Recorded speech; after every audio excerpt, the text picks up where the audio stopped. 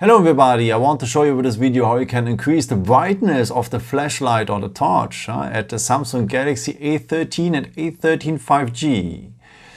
First of all, we will need the shortcuts. So just scroll down here, scroll down a second time, and then you will have here the icon for the torch or the flashlight. But we will need the written word. So tap on the written word, and here you can change now the brightness of the flashlight. Turn the flashlight on and change the brightness or make the brightness low as you want, but I prefer to have the highest brightness here because then we have the most powerful flashlight.